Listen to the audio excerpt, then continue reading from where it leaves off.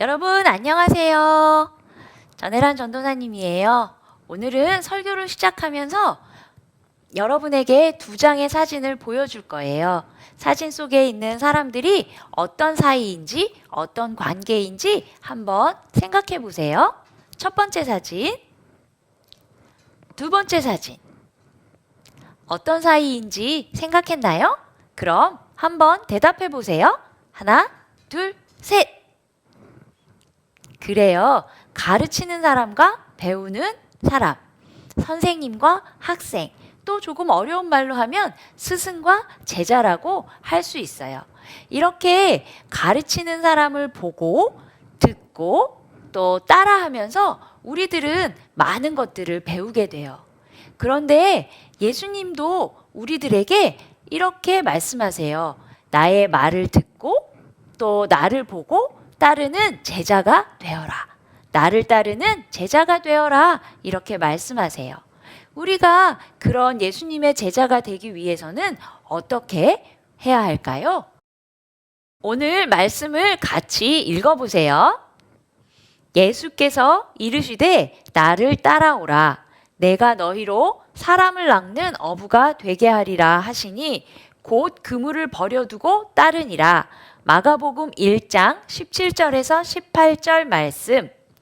이 말씀은 베드로와 안드레를 제자로 부르실 때 하셨던 말씀이에요.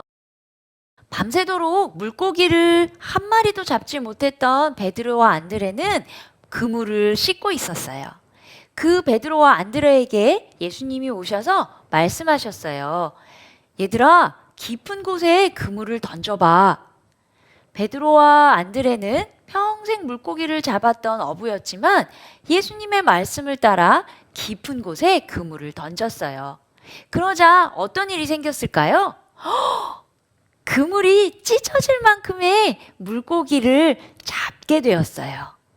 우와, 이렇게 놀라운 일을 예수님의 말씀을 따르자 보게 되었어요. 여러분, 그 예수님께서 베드로와 안드레에게 또 말씀하셨어요. 나를 따라오너라. 내가 너희를 사람 낚는 어부가 되게 하리라. 이렇게 말이에요. 그러자 베드로와 안드레는 어떻게 했을까요? 그래요. 곧 그물과 배를 버려두고 예수님을 따라갔어요. 베드로와 안드레를 부르신 예수님께서 여러분에게도 말씀하세요. 나를 믿고 따를 때 놀라운 일을 보게 된단다.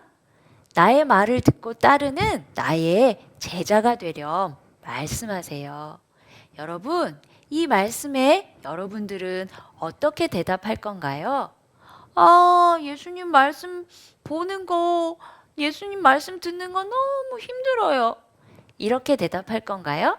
아니면 네, 저는 예수님의 제자가 되어 예수님을 따르겠습니다. 이렇게 대답할 건가요?